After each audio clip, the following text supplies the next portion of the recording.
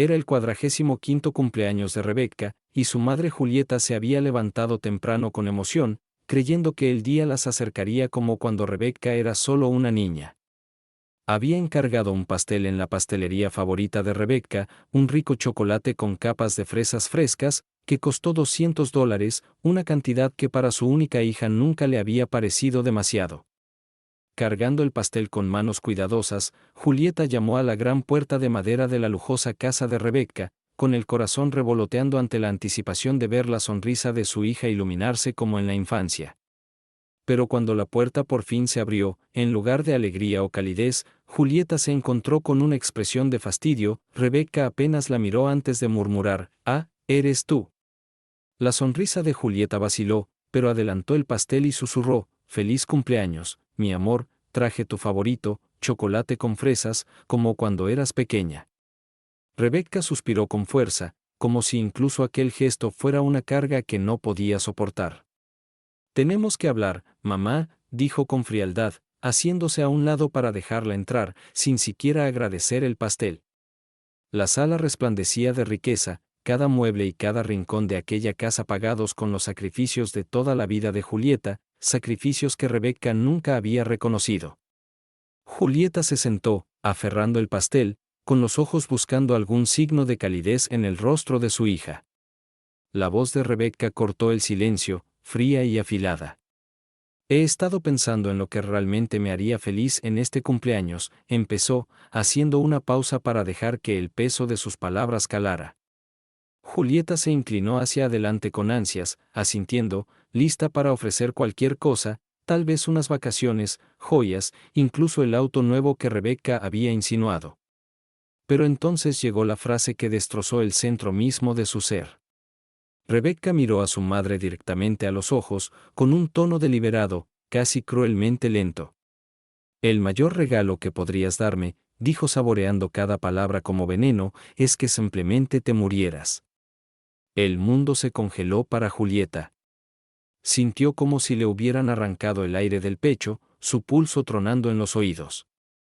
Sus labios temblaron al susurrar: ¿Qué acabas de decir?», esperando haber oído mal. Pero la mirada de Rebecca no titubeó, su voz aún más helada que antes. «¿Me oíste? Estoy cansada de tus llamadas, tus visitas, tu presencia constante en mi vida. Quiero libertad, y la mejor manera de conseguirla es que simplemente desaparezcas».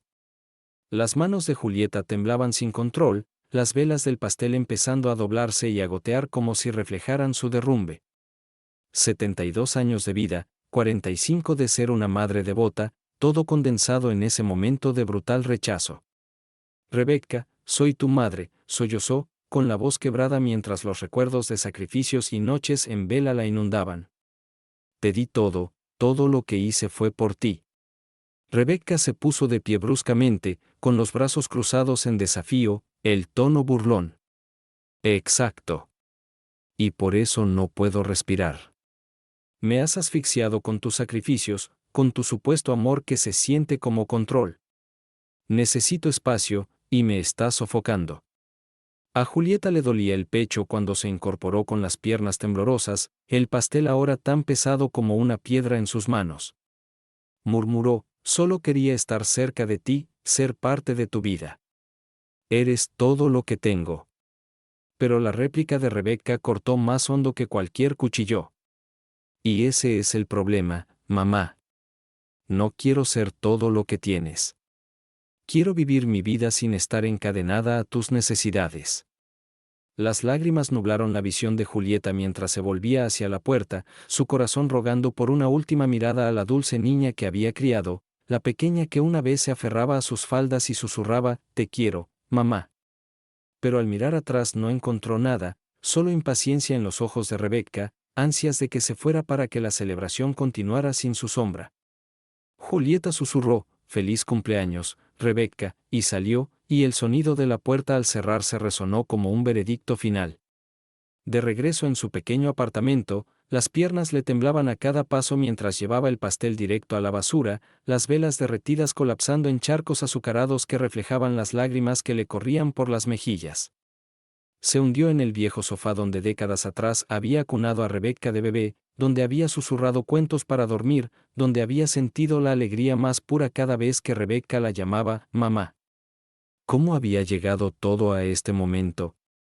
¿Cómo podía la hija que llevó en su vientre, protegida en la enfermedad, educada con sacrificio, desear ahora su muerte con una indiferencia tan escalofriante? Las preguntas giraban sin cesar mientras Julieta enterraba el rostro en las manos, sus sollozos llenando el silencio del apartamento, que de pronto se sentía insoportablemente pequeño, insoportablemente solitario e insoportablemente vacío.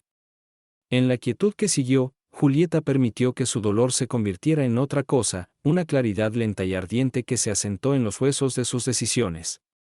Durmió poco esa noche, pero cuando llegó el amanecer la encontró con un propósito que no había sentido en años, una determinación organizada y constante que reemplazó la niebla inicial de la incredulidad. Sacó las cajas de recibos y documentos legales que había guardado como talismanes, cada uno un libro de cuentas del amor y prueba de promesas antiguas cumplidas, cheques cancelados, estados de cuenta, recibos de hipoteca, contratos frágiles de bodas y vestidos de graduación, facturas hospitalarias pagadas en las horas amargas cuando Rebeca había estado enferma. A medida que los números se convertían en sumas sobre la mesa de la cocina, no se permitió recrearse en el arrepentimiento, en cambio, catalogó cada sacrificio como evidencia de que la vida que había construido para otros tenía un valor más allá del sentimiento. A la mañana siguiente, Julieta entró al banco con una calma que sorprendió incluso al gerente que la conocía desde hacía décadas. Habló en voz baja, con deliberación, cerrando la cuenta conjunta, revisando saldos, transfiriendo fondos a su nombre. Cada firma hacía clic como una pequeña victoria, no nacida del rencor, sino de la necesidad. Ya no se dejaría vulnerable ante quienes solo habían mostrado desprecio. De allí fue a la oficina hipotecaria donde los documentos que la ataban a la casa de Rebeca y David reposaban en archivos ordenados e impersonales. Julieta escuchó con atención mientras el funcionario del préstamo explicaba derechos y obligaciones, aprendió, con la concentración de una detective, cómo la cofirma le había dado no solo responsabilidad sino también una posible palanca. Los hechos del papeleo se convirtieron en herramientas en sus manos. Esto no es castigo, se dijo, sino la reafirmación de la dignidad que había permitido que otros erosionaran. Su abogado, Añel, quien siempre había sentido especial afecto por ella, la recibió con preocupación. Julieta explicó cada detalle, las palabras de Rebeca, los regalos desperdiciados y la gratitud nunca pagada, el costo que años de entregar sin reciprocidad habían tenido sobre su seguridad y su sentido de valía. El rostro de Añel se suavizó en una mezcla de simpatía y cálculo práctico mientras la guiaba por los cambios legales que podía efectuar, un testamento revisado que dejaba la mayor parte de su patrimonio a un fideicomiso benéfico, protecciones específicas para los nietos para que Rebeca no pudiera acceder a fondos antes de la mayoría de edad, y ajustes a los beneficiarios que asegurarían que su legado sirviera a otros en lugar de a una hija que la había rechazado. Cada cambio se sintió como una pequeña corrección en el libro mayor de su vida, y al firmar los papeles, Julieta se sintió menos como una mujer que toma venganza y más como alguien que por fin recuperaba la narrativa de sus capítulos finales. Fue deliberada, metódica, cerrando cuentas, redirigiendo seguros, creando un fideicomiso, asegurándose de que sus asuntos estuvieran en orden y de que sus últimos actos coincidieran con la dignidad que siempre había intentado encarnar. Fuera de lo legal, Julieta empezó a reconstruir las partes más suaves pero no menos vitales de sí misma, rutinas que siempre habían sido suyas, pequeños placeres que había pospuesto durante décadas. Volvió a las viejas recetas, las hiladas de memoria, y cocinó lentamente por las tardes, saboreando el proceso en lugar de apresurarse para saciar el apetito de otros. Caminó más lejos que en años, dejando que los parques de la ciudad le recordaran que la vida aún tenía espacio para placeres tranquilos, la manera en que la luz se inclinaba entre las hojas de otoño, el hallazgo económico de un buen libro en un puesto de segunda mano, el placer de escuchar música sin pensar en plazos ni favores debidos. Se descubrió escribiendo cartas, no a alguien en particular, sino a la mujer joven que recordaba haber sido, a la niña que por primera vez la llamó mamá, con un ceseo enredado. Escribir cartas se volvió un ritual de ajuste de cuentas y perdón, un reconocimiento de que, aunque algunas puertas no podían reabrirse, ciertas partes de sí misma aún merecían ternura. Y aun mientras reclamaba pequeñas alegrías, el motor de la cautela permanecía. Julieta redobló sus preparativos prácticos, actualizó listas de contactos, sacó copias de documentos importantes y mantuvo un cuaderno de sus finanzas con el mismo cuidado tosudo que antes aplicaba a equilibrar el presupuesto del hogar. Los nombres de los mellizos aparecían en las páginas no como obstáculos, sino como anclas. Quería que estuvieran seguros, incluso si su madre había elegido otro camino. Concertó reuniones con asesores financieros y con la trabajadora social del centro comunitario para explorar opciones de una vida modesta pero cómoda que no dependiera de nadie que la hubiera desdeñado. En cada paso sintió una mezcla de tristeza y alivio, tristeza porque las relaciones no podían deshacerse sin costo, alivio porque estaba construyendo el andamiaje para el resto de su vida sin depender de la misericordia de quienes se la habían negado. Amigos llamaron, algunos con tibia simpatía, otros con ofertas prácticas de compañía, y Julieta aceptó invitaciones de manera selectiva. No quería lástima, quería conexión. Cuando Rebecca intentó, una vez más, comunicarse por teléfono, Julieta dejó que la llamada fuera al buzón de voz. La escuchó después con una mente neutral, casi clínica. La voz de Rebecca llevaba los mismos tonos quebradizos, la misma impaciencia, no había disculpas, solo defensas y excusas vacías. Julieta borró el mensaje sin responder. No era crueldad lo que la guiaba, era un límite largamente debido. Pensó a menudo en sus nietos, en lo distintos que se veían sus rostros en las fotografías, en cómo sonreían sin entender las guerras silenciosas entre adultos. Julieta apartó una parte de su patrimonio para ellos porque la ternura hacia la siguiente generación le parecía la expresión más fiel de lo que había sido, una mujer que construyó seguridad donde faltaba, que eligió convertir el dolor en protección en lugar de represalia mezquina. La noticia se esparció, en pequeños murmullos apagados, sobre los cambios que hacía, algunos con juicios, otros con discretas alabanzas.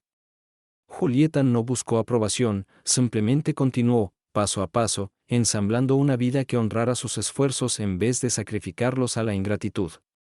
Cada documento firmado, cada diligencia completada, pasó a ser parte de un coro silencioso que decía, simplemente, sigo aquí.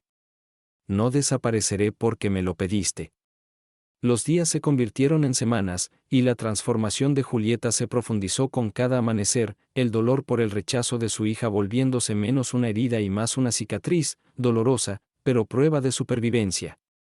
Empezó a reconocer los patrones de su pasado con una claridad sorprendente, dándose cuenta de cuán a menudo había confundido sacrificio con amor, de cuán frecuentemente había confundido control con devoción, y de cuán en silencio se había permitido ser disminuida bajo el peso de las expectativas de su hija. Con esta nueva conciencia, comenzó a cultivar la resiliencia no como un escudo de amargura, sino como una armadura de dignidad. Se unió a un grupo comunitario local para mayores, no porque estuviera sola, aunque a menudo lo estaba, sino porque quería llenar sus días con voces que valoraran su presencia en lugar de resentirla.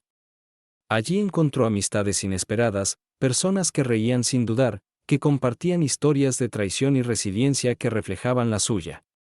Sus vidas habían sido marcadas por hijos que se alejaron, cónyuges que los abandonaron o hermanos que se volvieron fríos, y, sin embargo, dentro de su dolor compartido floreció una solidaridad que alimentó a Julieta de maneras que había olvidado posibles. Empezó a ser voluntaria en el refugio local 2 veces por semana, volcando el amor que Rebecca había rechazado en extraños que, aunque rotos, lo recibían con gratitud. Cocinar para niños hambrientos, doblar ropa para familias con dificultades, leer en voz alta a ancianos que no tenían a nadie, cada acto le recordaba que el pozo de cuidado dentro de ella no estaba desperdiciado, sino que podía redirigirse. Mientras tanto, el silencio de Rebecca se volvía más pesado, interrumpido solo por mensajes cortos y desdeñosos que pedían favores en lugar de reconciliación. «Mamá, ¿puedes cuidar a los niños?», decía un texto, como si nada hubiera pasado, como si las palabras crueles de su cumpleaños se hubieran disuelto en el aire. Julieta leyó el mensaje, sus dedos temblaron un instante sobre el teléfono y luego lo dejó sin responder. No es que ya no amara a sus nietos, los amaba con fiereza. Pero sabía que volver al ciclo de Rebecca significaría renunciar a los límites duramente ganados que apenas empezaba a construir. En su lugar, escribió cartas a los mellizos, cuidadosas y esperanzadoras, llenas de historias sobre la infancia de su madre, no las verdades amargas, sino los dulces recuerdos de sus risas, sus juegos, sus alegrías. Selló cada carta y las colocó en una caja, etiquetada con sus nombres, con la intención de entregarles la colección cuando fueran lo bastante mayores para comprender las complejidades del amor, el sacrificio y la resiliencia. En la quietud de su apartamento, Julieta se sentaba a menudo en su escritorio, mirando las cifras que había calculado semanas antes, casi $500,000 gastados, sacrificados, vertidos en una relación que terminó en desprecio. En lugar de permitir que esos números la persiguieran, los reformuló como testimonio. Había sido capaz de dar inmensamente y, aunque la receptora no supo apreciarlo, el acto en sí era prueba de su fortaleza. Imaginó lo que podría haber hecho con ese dinero, quizá viajar por el mundo, quizá vivir en una casita junto al mar, pero resistió el veneno del arrepentimiento. Lo hecho estaba, pero el futuro seguía abierto para ella, por modesto que fuese.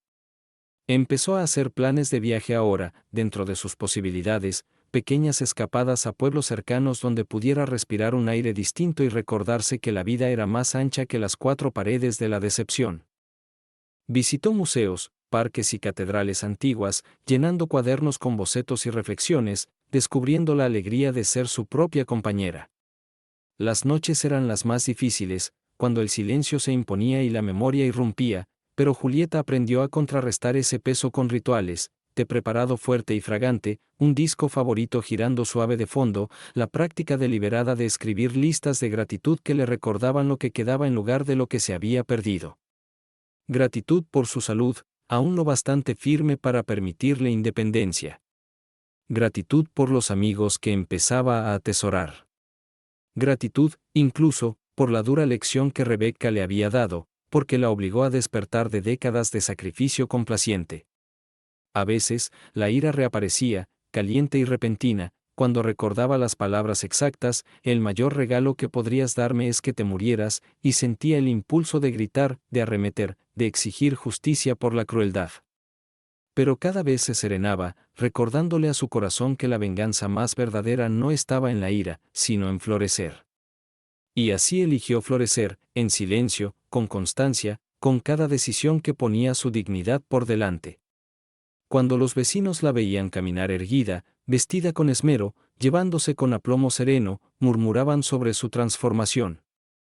Ya no parecía una mujer abandonada, parecía una mujer renacida, alguien que había descubierto que el amor, cuando se malusa, no tenía por qué definir su final, sino refinar su fuerza.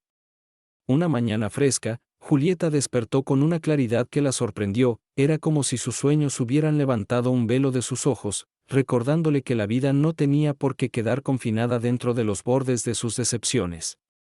Decidió dar un paso que nunca se había atrevido a dar, viajar más allá de la ciudad que tanto la había nutrido como herido. Compró un modesto billete de autobús a un pueblo costero que solo había visto en folletos, un lugar donde el océano se extendía ancho e ininterrumpido, prometiendo un horizonte mayor que las penas que cargaba.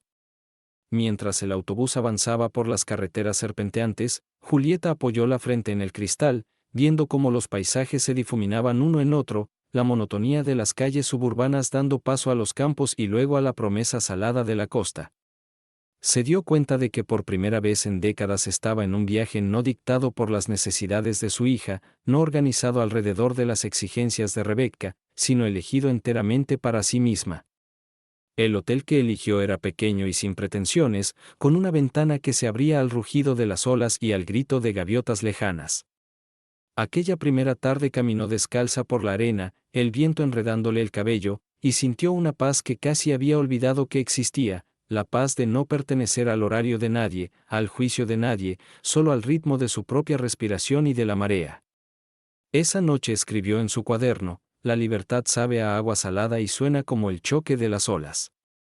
Cada día que pasó allí se convirtió en una ceremonia de redescubrimiento. Aprendió a despertar sin despertadores, a saborear el desayuno sin prisas, a dejar que el sol calentara su piel mientras leía novelas a la orilla. Entabló conversaciones con desconocidos, un viudo anciano que pintaba atardeceres en acuarela, una joven que huía de un compromiso roto, una pareja que se había jubilado temprano y viajaba con nada más que mochilas. Sus historias se mezclaron con la suya, y comprendió que la pérdida era universal, que la decepción era una moneda que todos cargaban, pero que la resiliencia era la elección que hacía significativa la supervivencia. Por la noche, cuando se acostaba en la cama modesta con la ventana entreabierta, Julieta escuchaba el mar como si le hablara directamente, recordándole que las mareas siempre regresan, que la renovación es parte del orden natural. Pensaba a menudo en Rebecca durante esos momentos silenciosos, pero sus pensamientos ya no cortaban con tanta dureza. En vez de repetir la crueldad de aquel cumpleaños, trató de imaginar qué dolor o vacío había podido torcer a su hija en alguien capaz de tanta frialdad. Aunque no podía excusarlo, empezó a entender que el rechazo de Rebecca no era prueba de la falta de valía de Julieta, sino del alma fracturada de Rebecca. Esa comprensión suavizó su amargura, aunque no borró sus límites.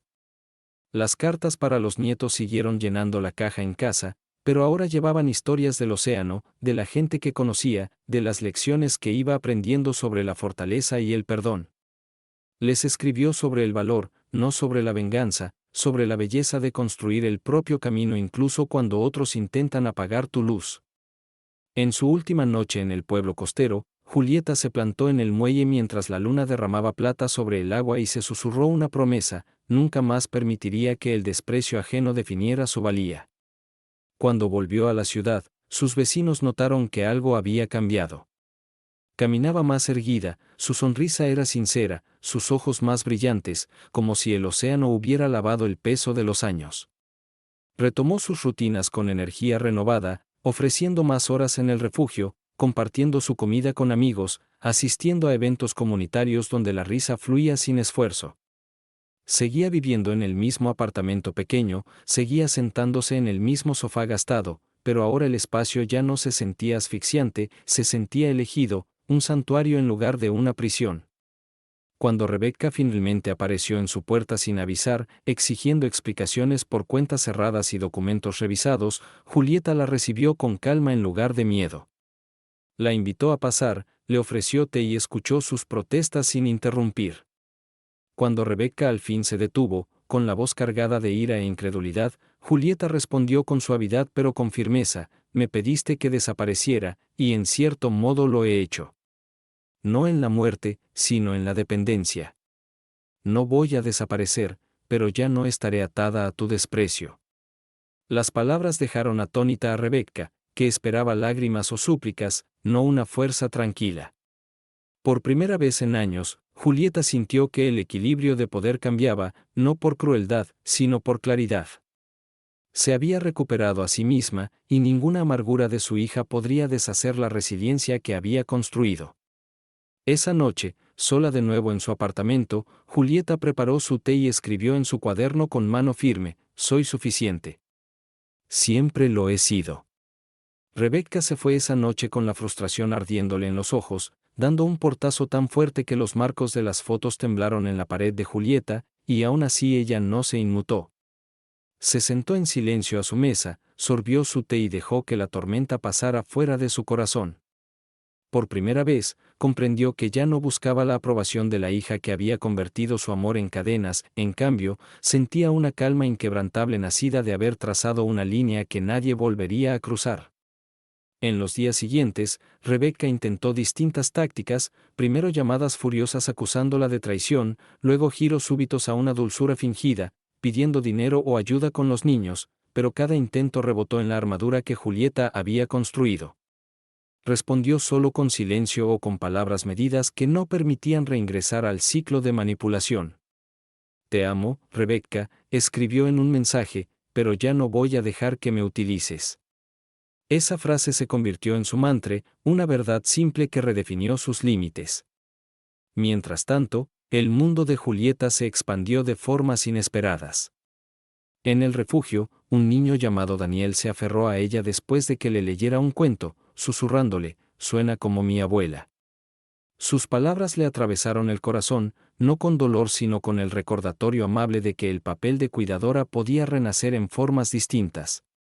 Empezó a orientar a madres jóvenes en el centro comunitario, enseñándoles a estirar las comidas, a presupuestar, a cuidar sin perderse a sí mismas.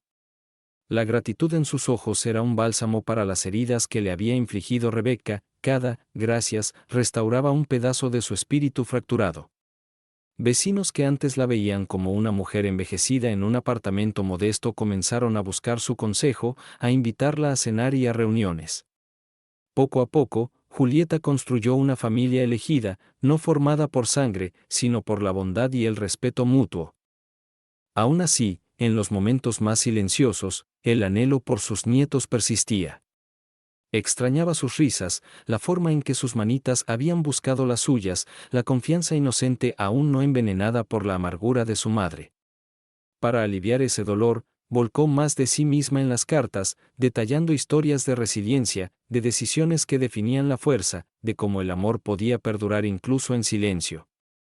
Imaginaba el día en que ellos las leerían, quizá años más tarde, y entenderían la verdad de que el amor a veces requería distancia para seguir siendo puro. Sus preparativos financieros también le dieron valor, con cada cuenta asegurada, con cada documento finalizado, se sentía menos vulnerable a las exigencias de Rebeca. El fideicomiso benéfico quedó establecido, asegurando que, cuando ella faltara, la obra de su vida se expandiría, tocando a desconocidos que quizá nunca supieran su nombre, pero que sentirían su generosidad.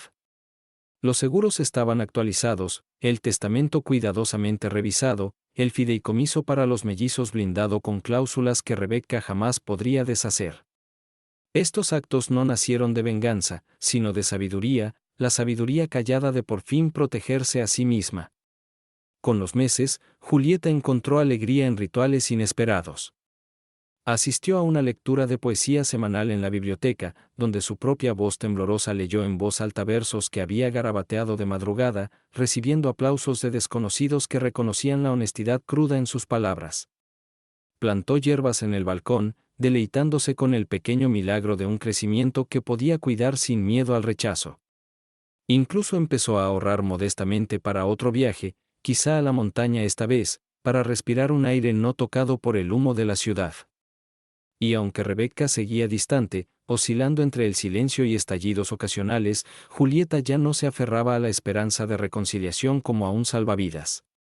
Entendía ahora que amar no siempre significaba sostener, a veces significaba soltar, liberar a la persona que más amabas para poder vivir al fin.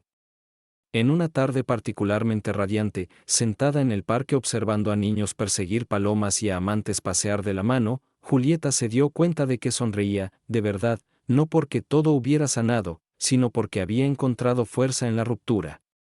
Se susurró, esta es mi vida ahora, y es suficiente. Y en ese momento, el peso de décadas pareció aligerarse, dejándola no como una mujer abandonada, sino como una mujer renacida, que avanzaba no con las cicatrices del rechazo, sino con la gracia de la supervivencia. Las estaciones cambiaron y, con ellas, el corazón de Julieta encontró ritmos que ya no latían al compás de la crueldad de Rebeca, sino al de su propia independencia recién hallada. Las hojas otoñales pintaban la ciudad en tonos de oro y carmesí, y Julieta caminaba bajo ellas con la cabeza en alto, sintiendo el crujido de cada paso como un recordatorio de que seguía firmemente enraizada en su propia vida. Había empezado a escribir en su diario cada mañana, sentada junto a la ventana con una taza de café humeante, su pluma fluyendo con reflexiones sobre resiliencia, perdón y esperanza. Esas páginas se convirtieron en un testimonio de su crecimiento, la crónica de una mujer que había soportado palabras inimaginables de su propia sangre y, aún así, había elegido levantarse en lugar de marchitarse. Una entrada que releía a menudo decía, no soy menos porque mi hija no pueda amarme. Soy más porque elegí amarla de todos modos y aún así elegí amarme a mí misma. Tales palabras se volvieron su ancla en los días en que la soledad apretaba más, cuando el apartamento parecía demasiado silencioso, cuando los recuerdos de la infancia de Rebeca se deslizaban en su mente como fantasmas. Sin embargo, incluso en esos momentos, Julieta se recordaba que la paz ya no estaba atada a la aprobación de Rebeca, era algo que cultivaba desde dentro. La comunidad también notó su transformación. En el refugio, los colegas decían a menudo que llevaba luz a habitaciones nubladas por la desesperación. sonreía con más facilidad, reía más a menudo y escuchaba con la clase de atención que hacía que las almas rotas se sintieran completas otra vez. No pasó mucho antes de que le pidieran hablar en un evento comunitario para compartir su camino de resistencia y renovación.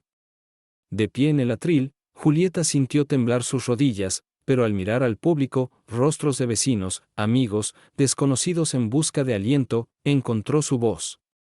Les habló del sacrificio, de la traición, de cómo las palabras pueden destrozar un corazón y, aún así, de cómo la curación es posible cuando decides proteger tu valía. No nombró a Rebecca, no lo necesitaba. Su historia no trataba de exponer a su hija, sino de elevarse a sí misma y a otros que habían atravesado fuegos similares.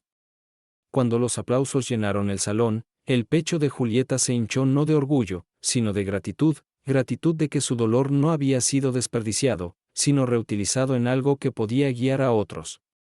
Esa noche, de regreso en su apartamento, encontró bajo la puerta una nota manuscrita de una vecina: tus palabras me dieron valor para dejar una relación tóxica.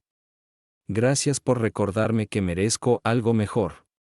Julieta lloró al sostener la carta, dándose cuenta de que su sufrimiento había sido alquimia para la salvación de otra persona.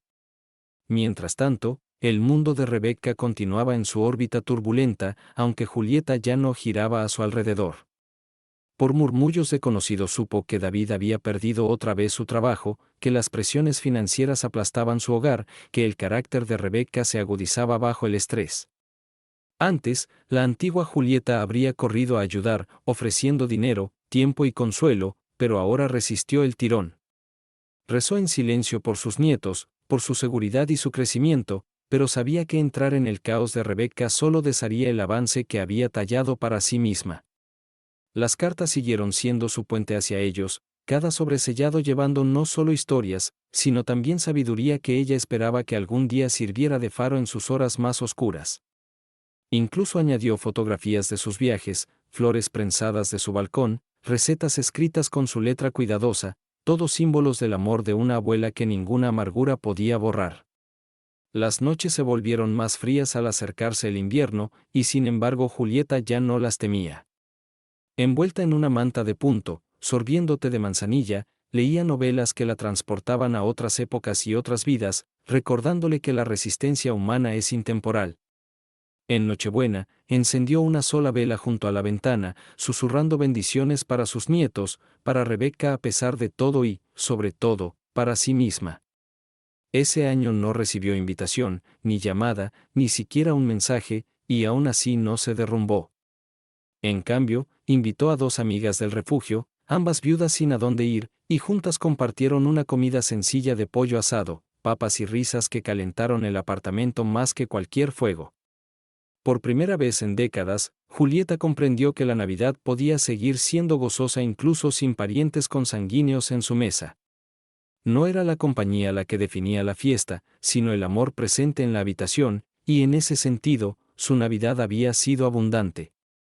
Cuando dio la medianoche, Julieta alzó su copa y brindó en voz baja, por la supervivencia, por los nuevos comienzos y por el amor que creamos para nosotras mismas. En ese momento entendió con absoluta certeza que, aunque Rebecca había intentado despojarla de su valía, en realidad había liberado en ella la fuerza para reconstruir una vida rica en significado. Y mientras la nieve empezaba a caer suavemente afuera, Julieta sintió algo que no sentía desde hacía años, una paz inquebrantable, como si el universo mismo susurrara: eres suficiente, siempre lo fuiste. El invierno se fundió en primavera y, con el deshielo, llegó un nuevo capítulo en la historia de Julieta, uno que brillaba con posibilidades que ella había creído enterradas bajo el deber y la desilusión. Los parques de la ciudad florecieron con colores vibrantes, tulipanes y narcisos pintando el suelo como un tapiz vivo, y Julieta se descubrió caminando con más frecuencia, con pasos más ligeros y aliento más sereno. Notaba los detalles que otros pasaban de largo: la risa de los niños persiguiendo cometas, el zumbido suave de las abejas entre las flores, la resiliencia de los árboles que habían soportado la dureza del invierno y ahora se erguían vestidos de renovación. Estas imágenes se filtraron en sus entradas del diario, transformándolas en reflexiones no solo de supervivencia, sino de alegría redescubierta. Escribió: la tierra me enseña cada día, lo podado vuelve más fuerte, lo que se hiela finalmente florece. Quizá yo también sea como las estaciones, destinada no solo a resistir, sino a florecer a su tiempo.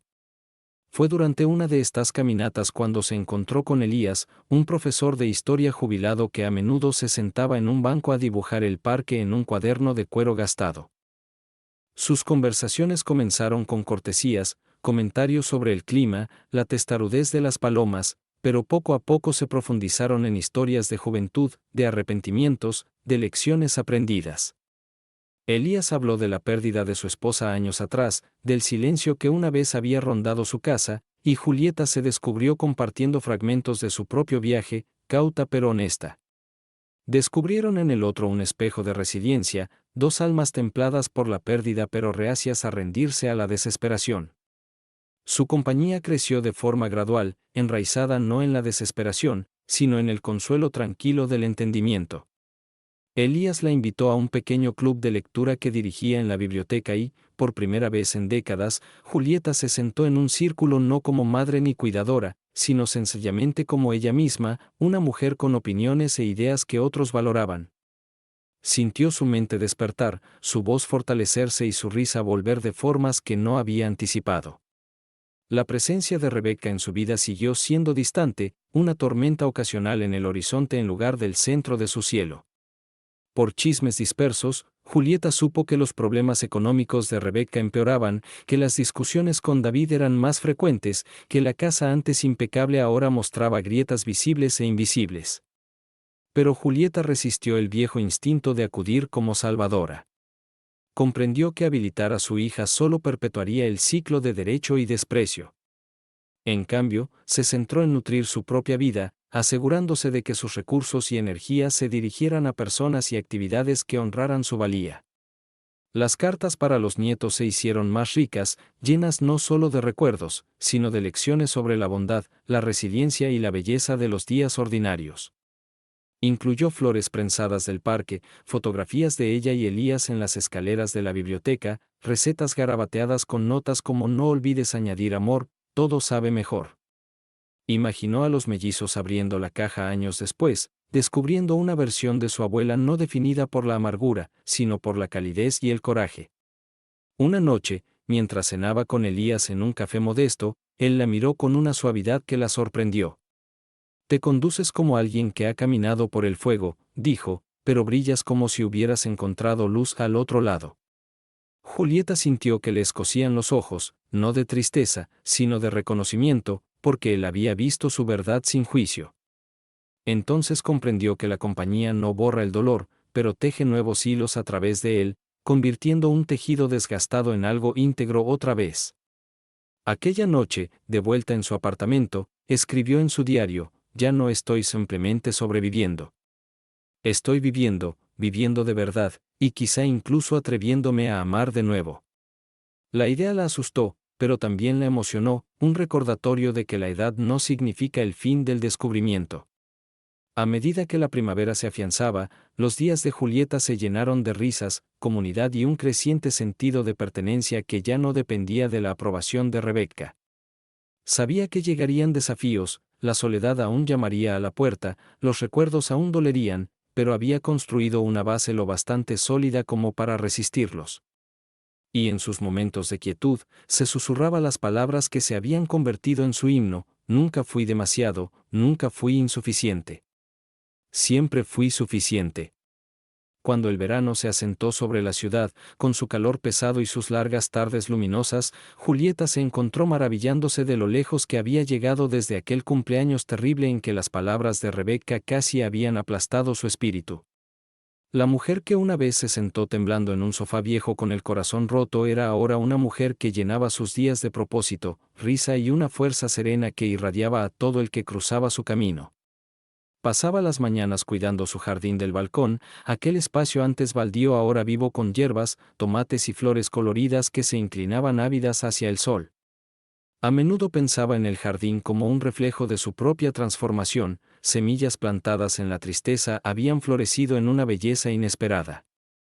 Elías se convirtió en una presencia constante en su vida, no como un salvador, sino como un compañero que respetaba su independencia y ofrecía calidez cuando ella elegía compartirla.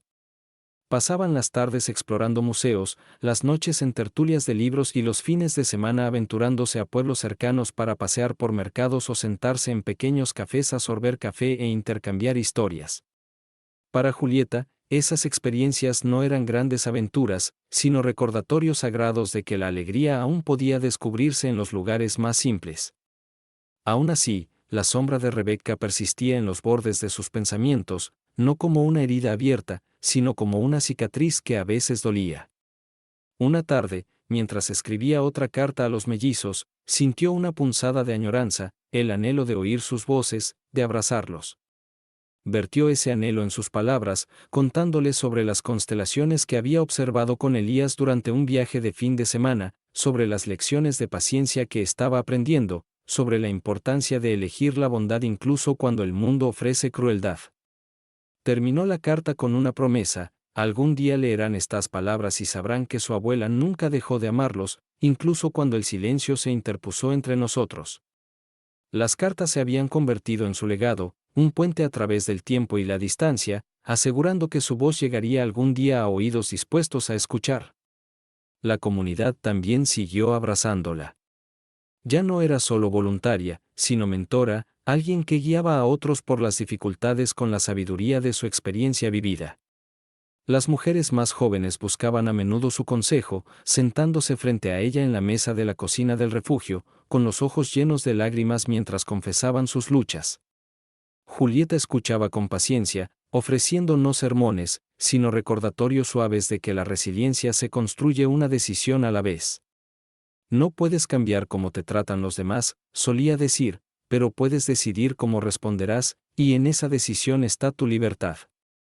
Estas palabras, simples pero profundas, se volvieron un estribillo que muchas llevaban consigo mucho después de terminar la conversación. Sin embargo, pese a su crecimiento constante, la vida siguió poniendo a prueba su determinación. Una noche, al volver a casa, encontró a Rebecca esperándola frente al edificio, con los brazos cruzados y la expresión tensa de desesperación. El corazón de Julieta dio un vuelco, pero se acercó con determinación serena, negándose a permitir que los viejos hábitos dictaran su respuesta. Rebecca arremetió con acusaciones sobre dinero, traición y lo injustamente que había sido tratada. Julieta escuchó en silencio, con el rostro sereno, y cuando Rebecca por fin hizo una pausa para tomar aire, respondió con convicción firme: no soy tu enemiga, Rebecca. Soy tu madre. Pero amar no significa que permitiré que me hieras más. Me pediste que desapareciera, y lo he hecho, no por la muerte, por la distancia. Si deseas reconciliación, debe construirse con respeto, no con exigencias. Las palabras parecieron dejar atónita a Rebecca, que dio media vuelta y se marchó hecha una furia, pero Julieta no se desmoronó como antes. Subió las escaleras de su apartamento, se preparó un té y abrió su diario, escribiendo: hoy elegí la paz sobre el caos. Hoy volví a elegirme a mí misma. El acto de registrar estas victorias, por pequeñas que fueran, reforzó su fortaleza, recordándole que el progreso no se medía por las reacciones de Rebecca, sino por su propia resiliencia. A medida que los días se volvían más calurosos, Julieta planeó otro viaje, esta vez con Elías, a un pueblo de montaña donde el aire prometía ser más fresco y las noches estar llenas de estrellas. Empacó ligero, con una maleta que contenía no solo ropa, sino su diario, sus cartas para los mellizos y un corazón que había aprendido a cargar tanto el dolor como la alegría sin ser aplastado por ninguno. En el autobús, mientras subían por carreteras sinuosas, miró los vastos paisajes que se desplegaban y se susurró: esta es mi vida ahora, y es hermosa. Por primera vez en décadas, Julieta sintió que su historia ya no era de sacrificio interminable ni de rechazo amargo, sino de renovación, de valor, de elegir florecer incluso después del invierno más duro.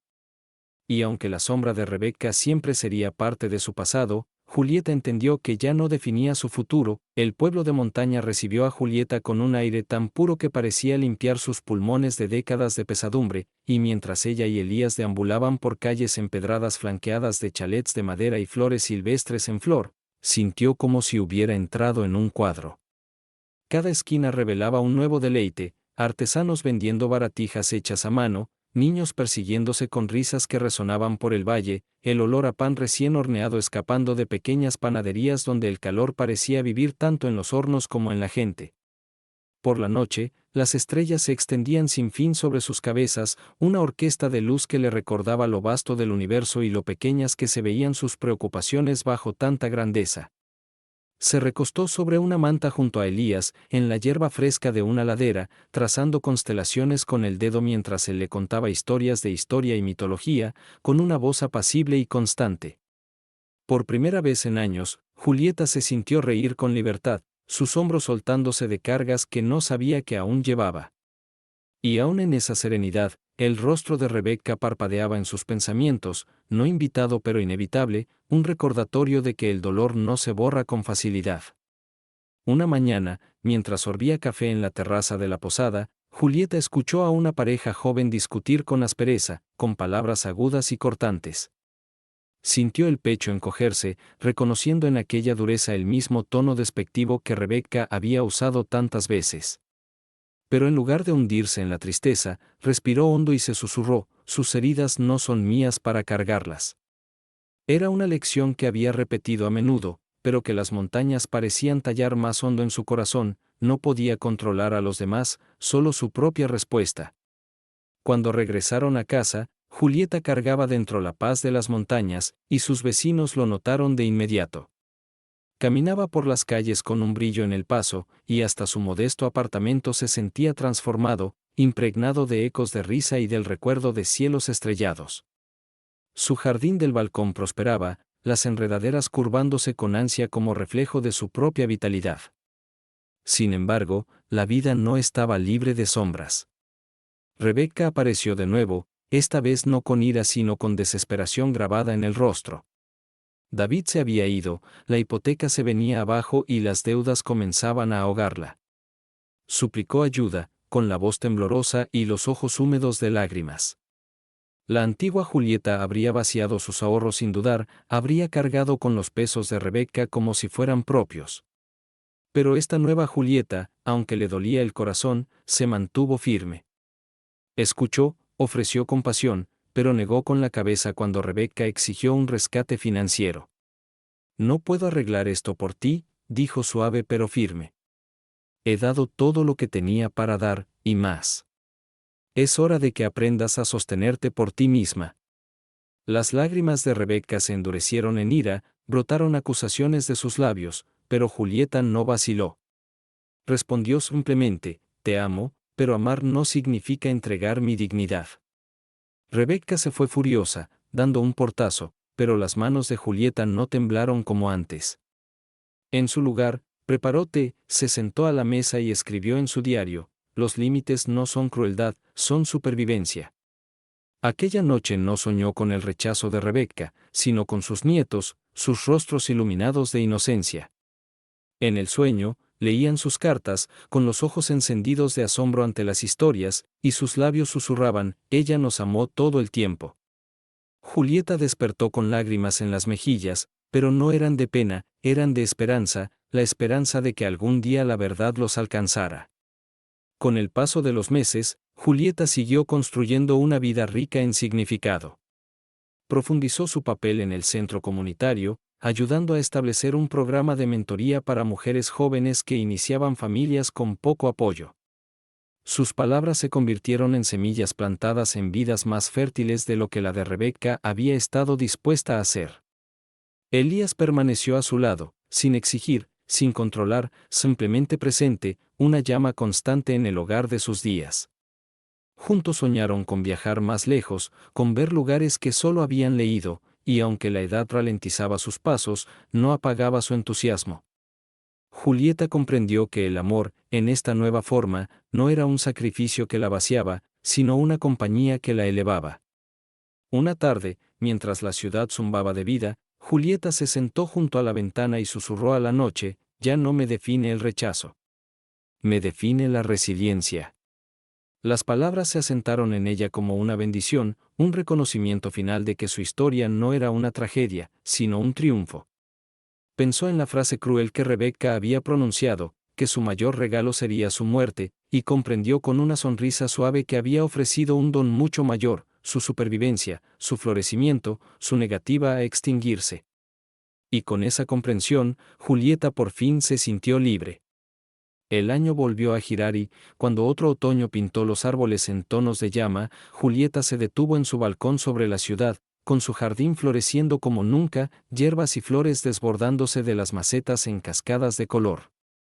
Se había fortalecido con cada estación, no negando el dolor que Rebecca le causó, sino tejiéndolo en una historia que ya no terminaba en la desesperación. Las cartas para sus nietos llenaban ahora un cofre entero, atadas con cintas y cuidadosamente etiquetadas por año, una cápsula del tiempo de amor y sabiduría esperando el día en que sus corazones estuvieran listos para recibirla. Cada sobre era una pequeña rebelión contra el borrado, prueba de que, aunque Rebecca hubiera silenciado su presencia en sus vidas, no podía silenciar su devoción. Una tarde tranquila, Julieta se sentó con Elías en el balcón, las luces de la ciudad titilando abajo como estrellas posadas. Él leía en voz alta un libro de historia, con voz cálida y constante, mientras ella sorbía su té y dejaba vagar la mente.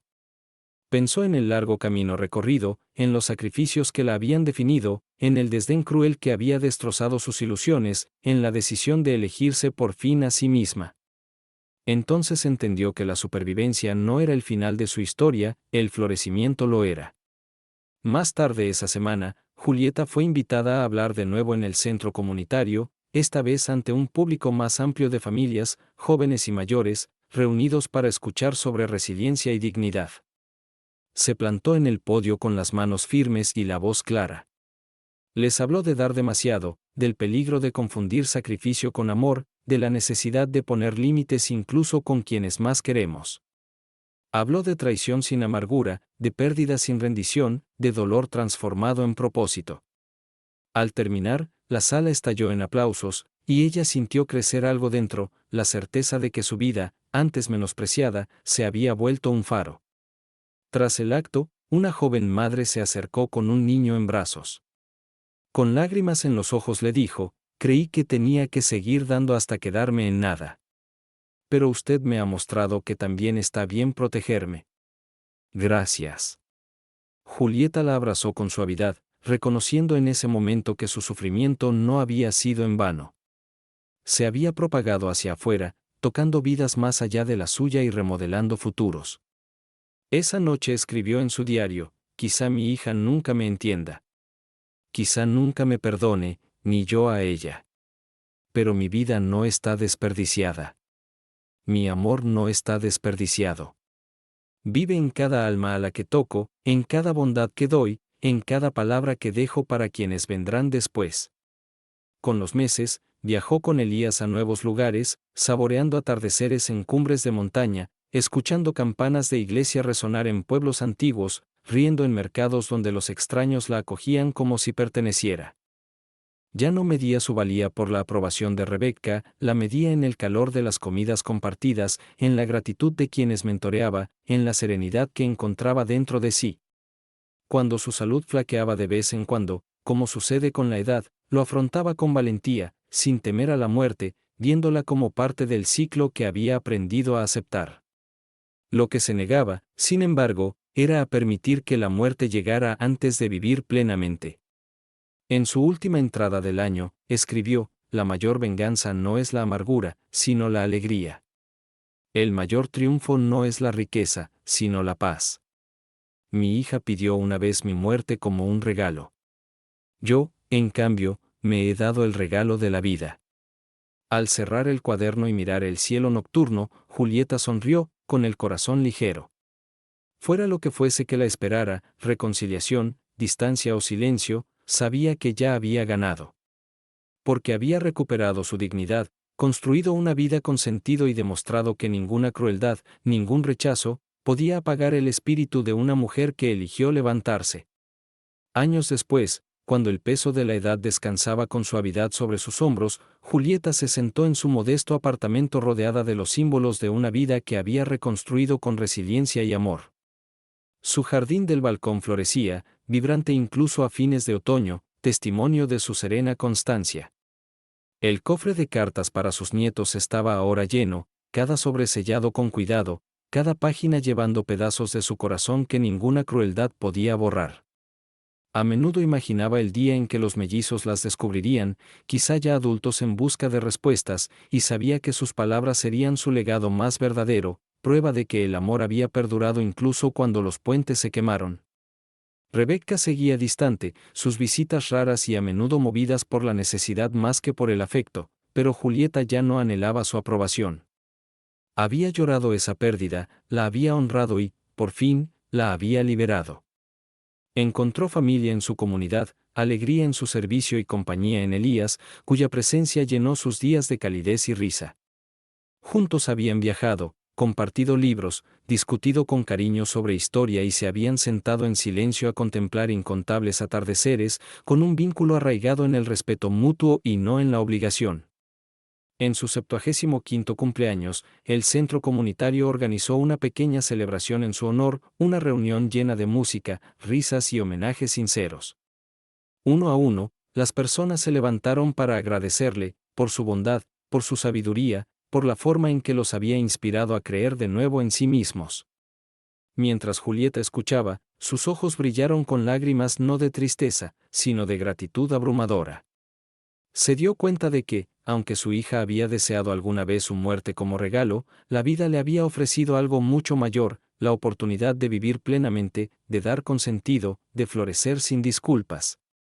Esa noche, cuando las velas se consumían y Elías le apretó la mano con suavidad, se susurró: «He hecho lo suficiente. He amado lo suficiente. Soy suficiente». Fue la resolución serena de un viaje que comenzó con el corazón roto y terminó en triunfo. La historia de Julieta no estuvo definida por la crueldad que soportó, sino por la fuerza con que se elevó, por la paz que reclamó y por el legado de amor que dejó. Y al soplar las velas, supo con certeza que su vida no había sido desperdiciada, sino redimida.